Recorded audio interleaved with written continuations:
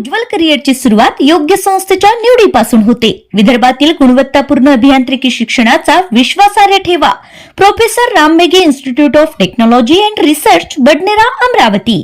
NAAC A+ नामांकन प्राप्त autonomous संस्था आणि 43 वर्षांची शैक्षणिक परंपरा। येथे उपलब्ध आहेत अत्याधुनिक बीटेक, एमटेक, MBA आणि MCA अभ्यासक्रम, artificial intelligence and data science, computer science, IT, civil, mechanical, electronics and telecommunication यांसारख्या मागणी असलेल्या शाखा।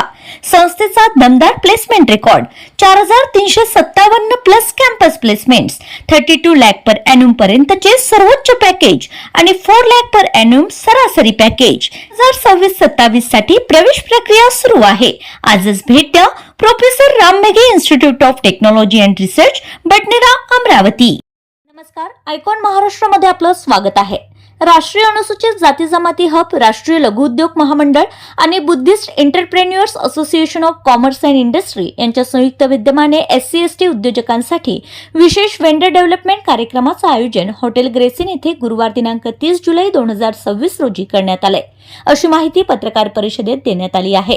या कार्यक्रमाचा उद्देश अनुसूचित जाती जमातीतील उद्योजकांना सरकारी खरेदी प्रक्रिया, गव्हर्नमेंट ई-मार्केट प्लेस, MSME योजना, गुणवत्ता प्रमाणपत्रे, वित्तीय सहाय्य तसेच मोठ्या उद्योगांशी व्यावसायिक संधी उपलब्ध करून देणे हा आहे।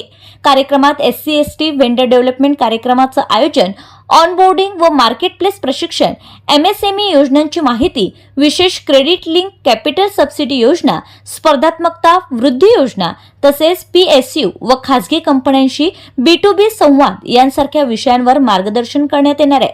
यावेळी national small industries corporation, western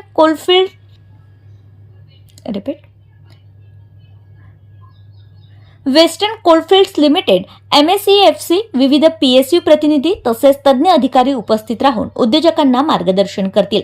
कार्यक्रमास SC/ST प्रवर्गातील उद्योजक, स्टार्टअप्स, विद्यार्थी तसेच उद्योग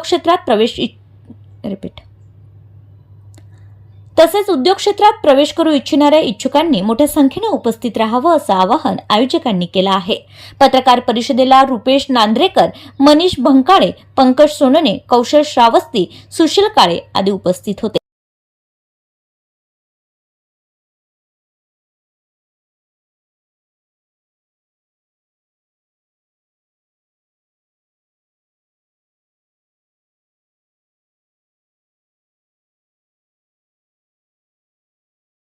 तुम्ही जो आहे तुम्ही आम्हाला अशा पद्धतीचा माल लागतो आहे, तुम्ही ते प्रोडक्शन करा, यासाठी जो आहे यासाठी आपण काय करतो म्हणजे या सगळ्या केंद्र सरकारच्या महत्त्वाच्या कंपन्या या येऊन आपल्याला सांगणार की आम्हाला निघून पाहिजे, ती तुम्ही आम्हाला करून द्या।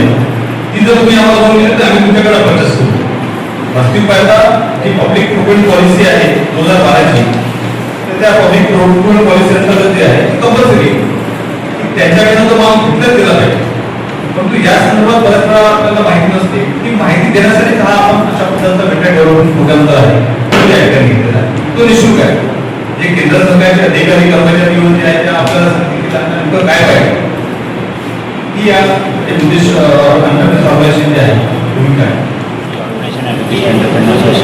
त्यांच्या माध्यमातून आम्ही केंद्र सरकारची डेव्हलपमेंट आणि उद्योजक जागरूकता कार्यक्रम राबविण्यात येत आहे। त्याकरिता 200 उद्योजक या कार्यक्रमात येत आहेत।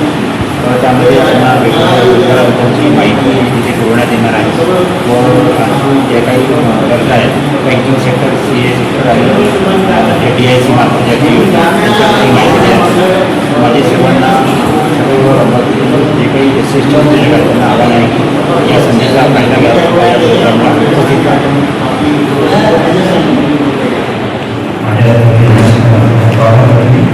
माझं नाव रुपेश विश्वासराव नांद्रेकर आहे आणि माझा व्यवसाय आहे मोबाईल सर्व्हिसिंगचा, मोबाईल रोड मोबाईल मी जे संघटन आहे association of commerce and industry, हे नॉन प्रॉफिट ऑर्गनायझेशन आहे। त्याची स्थापना जवळपास 15 वर्ष आधी झाली।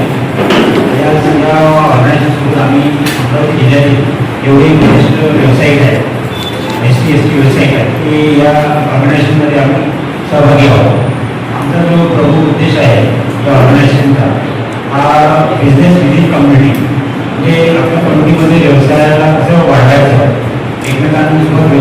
देवाणघेवाण कशी करायची आणि सोबतच एकमेकांना व्यवसायामध्ये मदत करायची व त्यांना वर आणण्याचा हा आमचा एक प्रमुख उद्देश आहे. त्या उद्देशासोबत आपल्या महाराष्ट्रातील जवळपास 20,000 उद्योजक या ऑर्गनायझेशनमध्ये जोडलेले आहेत. सोबतच पूर्ण भारतामध्ये जवळपास 50,000 उद्योजक या ऑर्गनायझेशनसोबत काम करतात. या सर्वांचा एक उद्देश आहे आपल्या व्यवसायाला वाढवणं आणि एकमेकांना सोबत घेऊन आपल्या समाजाची प्रगती करणं. तर हा जो ऑर्गनायझेशन आहे की आपले जे संस्थापक आहेत आदरणीय रत्नाजी कांबळे साहेब ते नागपूरला स्थायिक आहे व त्यांचे जवळपास 7 ते 8 उद्योग आहेत.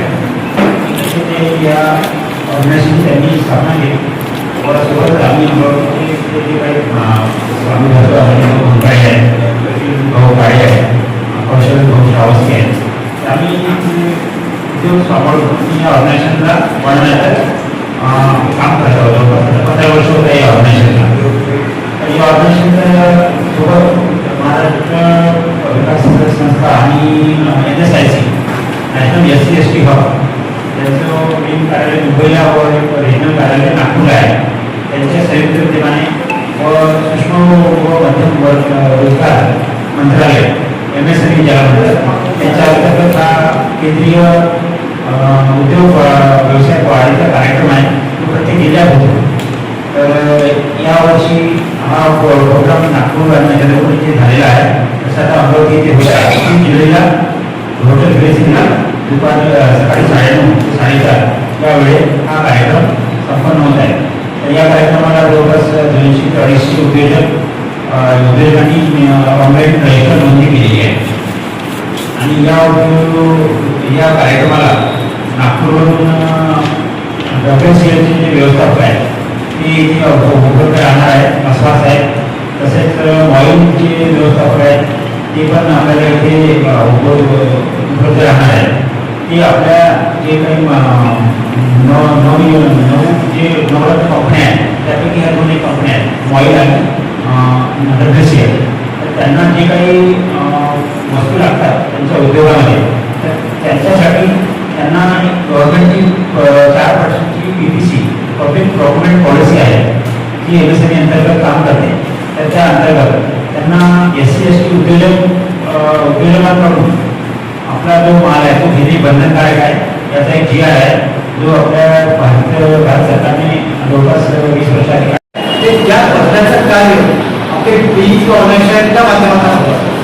आणि यामध्ये आपला जो संकल्प आहे त्या अमरावती जिल्ह्यामध्ये फार मोठ्या प्रमाणात उद्योजक तयार आहेत.